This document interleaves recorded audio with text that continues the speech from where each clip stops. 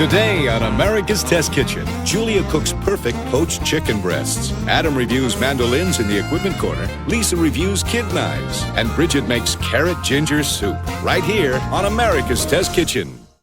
40 years ago, when I started taking cooking lessons, escoffier was still king. In fact, I used a lot of recipes out of this book. And one of them was for poached chicken. You make a court bouillon, flavorful broth. You cook it for a while, and you end up with this, which is sort of shredded chicken with absolutely no flavor whatsoever. In fact, in his book, he suggests that you lard the chicken, you put pork fat in it to add some flavor. So let's go into the test kitchen with Julia. Let's forget about the old world. Let's bring in the new world and find a whole new way to poach chicken breasts that you're really going to want to eat. There are two keys we found to making really delicious poached chicken. One, you want to keep the heat even and gentle. That way you won't overcook the chicken and it'll stay moist and tender. And two, you really want to infuse the poaching liquid with as much flavor as you can so that the chicken picks up those flavors. So we're going to start with the poaching liquid, and this is 4 quarts of cold water, and to it we're going to add some flavorings. Now there's not a lot of flavors that will really transmit to the chicken through the water. There's just a small handful, and one is salt, and this is a 1/4 cup of table salt. And this is 2 tablespoons of sugar. Sugar is another flavor that will transmit through water. Now obviously the chicken won't taste sweet. The sugar just enhances the chicken's natural flavor. We're also going to add some soy sauce. So this is 1/2 cup. Soy sauce is a glutamate that really helps foods taste meaty and hearty. And last but not least, we're going to add some garlic. And smashing the garlic makes it easy to get the skin off, but also it breaks open the garlic and increases the surface area so its flavor will really get into the water. Get the skin off the garlic and add them right to the poaching liquid. All right, so we have our poaching liquid ready to go, and of course here is the chicken. Now these are boneless, skinless chicken breasts that weigh between 6 and 8 ounces each, and you want to try to buy breasts that are the same size, so obviously they'll cook at the same rate. And as you know, one side of the breast is thicker than the other side. So again, in that wanting to everything to cook evenly and gently, we're going to pound the thick ends till the whole chicken measures about 3/4 of an inch thick. Did you wake up on the wrong side of bed this morning? Man, you were pounding away. It feels good to do that sometimes. I guess so. All right, and obviously I pounded it between sheets of plastic wrap. That just helps keep things nice and clean. And now I'm going to take the chicken, I'm going to put it in a steamer basket. Again, the steamer basket will keep the chicken off the bottom of the pan so that it's surrounded by the poaching liquid so that it cooks nice and evenly. By the way, some chicken breasts in the supermarket are more like 10 ounces, and if they're that large, you're only going to fit 3 breasts on this. So That's you right. want the 6 to 8 ounce. That's right. So now we're going to take the chicken and we're going to submerge it in the poaching liquid. We're going to start with a cold poaching liquid. Again, slow and even cooking helps that chicken stay moist and tender. Okay. Another trick is we're going to let the chicken sit in this poaching liquid for half an hour before we turn the heat on. We're essentially brining it in that salt solution. All right, so this chicken has been brining for about half an hour, and I just set up a little helpful thermometer to help me understand how hot the poaching liquid is, because that is crucial to cooking the chicken perfectly.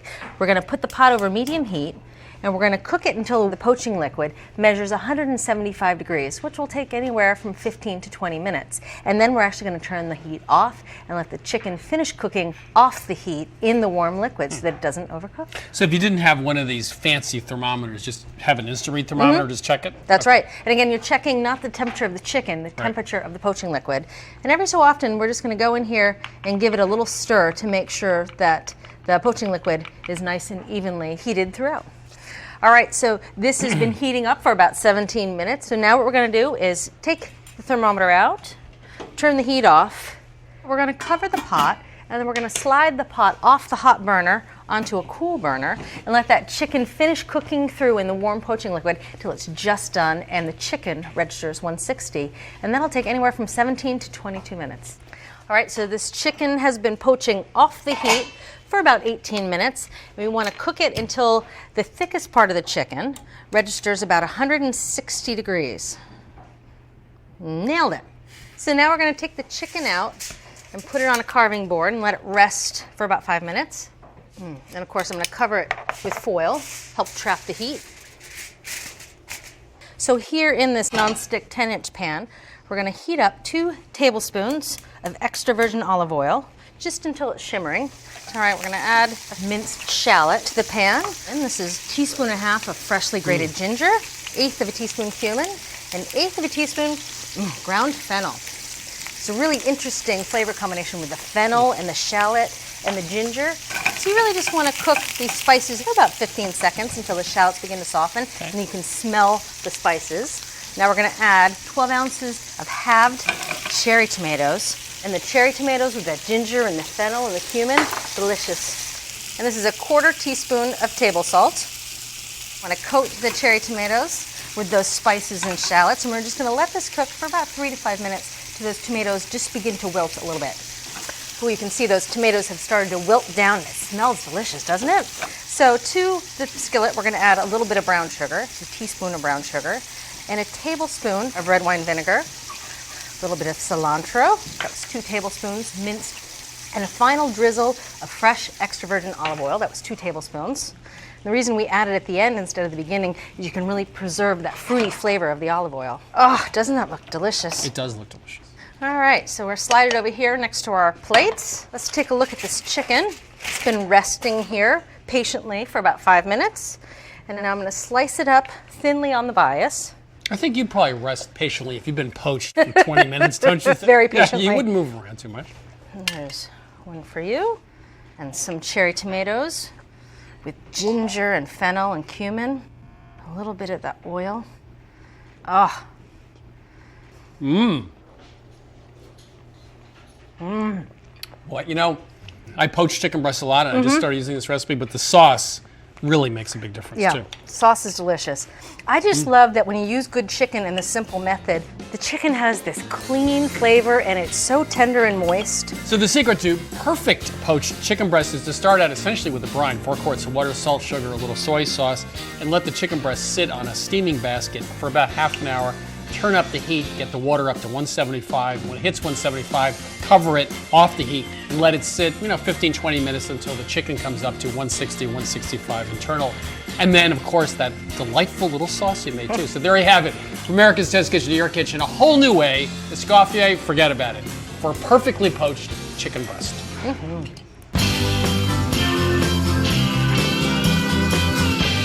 Today we're going to take a look at mandolin slices for the kitchen. I have to admit that safety is paramount for me because a few years ago a friend of mine was on one of the morning shows and he used a mandolin, ended up in the hospital with about 8 stitches. So I know we're going to cover all sorts of things about how friendly they are to use and other things, but safety for me is paramount. Safety is definitely a key, and it's certainly something we're going to talk about. This V-Slicer is our previous favorite mandolin. It's something that we stocked the test kitchen with. The test cooks sort of began to grumble after working with it for a couple of years for this reason. It takes a fair amount of setup to get this ready to go. You have to flip that part down, you flip this part up. The extra blades are stored underneath. If you don't take these blades out, and you slice with this thing, the blades get sort of schmutzy and covered with food, so they have to come out and get cleaned anyway. So it's a good slicer, but it required a little bit more setup than our test cooks wanted to go through every time they wanted to use a mandolin. This was our previous runner-up, and because of the setup on this one, we had sort of a newfound appreciation for this one, which is very simple. It's just a paddle that you use as a slicer. It's a little bit limited because it doesn't make julienne cuts or waffle cuts. It's just slicing in 4 different thicknesses. So we decided to take another look at the whole category. We were looking for a mandolin that would combine the best of both worlds, something that was easy to use and set up, really a good cutter, and that gave you the versatility of julienne cuts, waffle cuts, and a lot of different thicknesses of slicing. We got 7 different mandolins, including our last 2. The price point was no more than $50. Now, safety. Let's talk about that first. Good idea. I know it's the top of your list, and it's really, really important because these are super sharp blades. I want you to try that red one there. If a blade didn't feel that safe, it was usually an issue with this, which is the hand guard. Some of them felt a little skimpy, and you just experienced a problem with this. Yeah. The prongs that grasp the food, they're too short to be really secure there, and so the food wobbles and the whole thing feels kind of dodgy. Okay. Why don't you try that bigger one over to the side? That one has a much beefier hand guard with longer prongs. So you Ooh, I like this. Yes, Yeah. exactly. There you go. I'm That happy. one feels a lot more secure. Your hand is well away from the blade. That's what we're looking Unhappy, for now. happy. Okay. We're also looking for how safe it felt to exchange the blades. Sometimes you have to swap out blades. And this one, for instance, the blade is right here. You have to turn it over, and then there's this little tab here where you kind of move the tab and you lift up the blade, and then you're holding the blade with the julienne spikes right there. We didn't really like this one because we felt it put our hands way too close to the blades. I'm just going to turn that one over and leave it alone from now Good on. idea. A much safer way to adjust the slice thickness or to change the blades is something like this that has a little lever right here. I like that. So you just click the lever, the slice thickness changes. If you want to activate the julienne spikes, you just flip that like That's that and great. the spikes pop Yeah. up. Much, much, much better. Now, this model, you don't really have to touch the blade either. The blade stays in place. You just move this panel like this. It slides right out. You flip it over to change the thickness. There's one for the julienning also, and it slides right back in. So your hand doesn't get anywhere near the blade. Another thing that we liked about this model here, and that's the one in front of you, is that you have a really long, unobstructed slicing plane. It measures 13 inches. And I want you to try slicing one of those zucchinis on that model.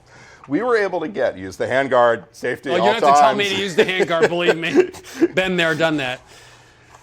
You can get great slices with that. We were able to get full-length French fries using the julienne feature, all because of that long slicing Yeah, plane. I like that. One other feature that our testers appreciated about this model, and you may think this is silly, but it made a difference to us, is that it comes with this caddy that allows you to store it vertically.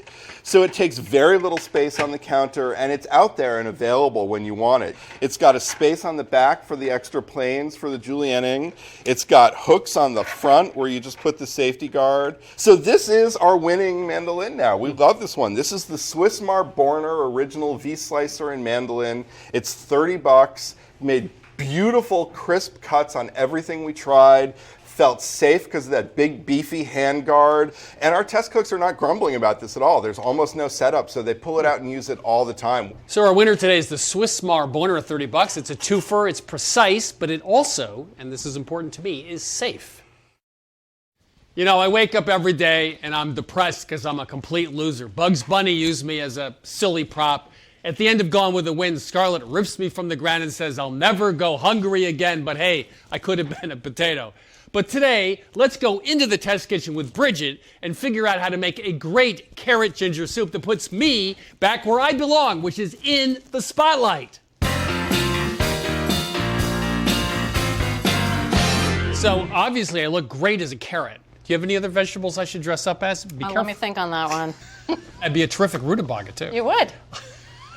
My highest and best use as a costume. So carrots. Carrots. Carrot soup tastes nothing like carrots. That's the problem. Yeah. You think something that is named carrot soup should taste like carrots, but it tastes like everything else in the pot, whether it's chicken stock or vegetable broth. So we really want to emphasize the freshness of the carrots. And we don't want to get that roasted carrot flavor. We want a really light, fresh carrot flavor. Now we're also going to add some ginger in here too, and ginger can be really overwhelming.